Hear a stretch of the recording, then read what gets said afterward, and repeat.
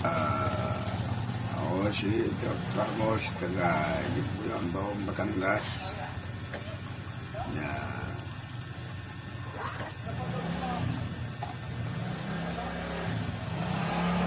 ako ay may sugar, matalas ang BP.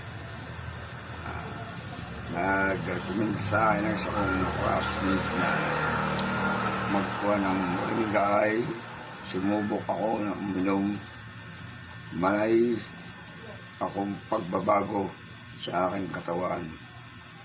Bumaba ang sugar, lumakas ang katawan ko. Ako'y driver dati.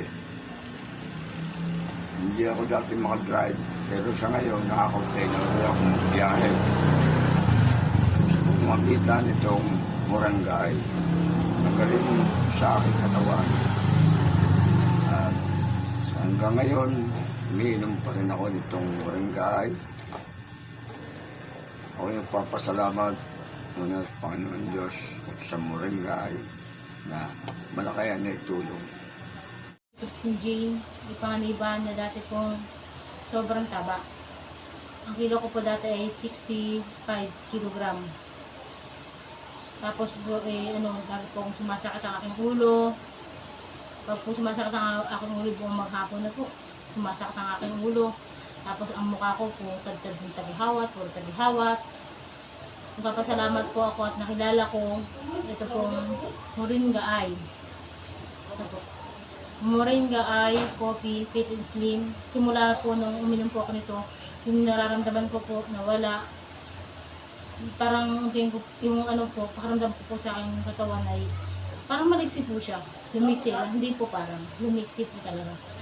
Tapos po, yung aking pong timbang ay naging 55 kilogram na po.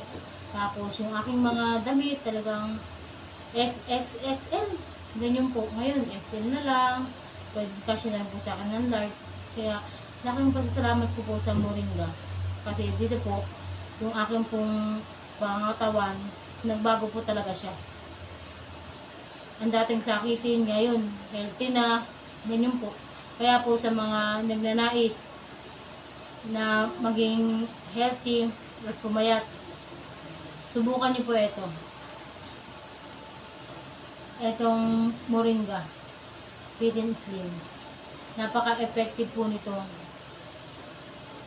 Mabilis pong ma-digest ang inyong kinain. Kaya, magpapasalamat po ako dito.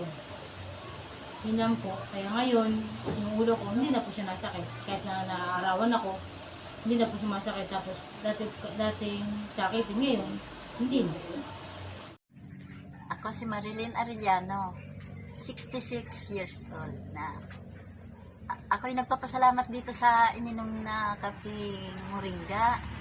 At ako'y dati hindi makatulog ng ayos. Ngayon nakakatulog na ako ng ayos.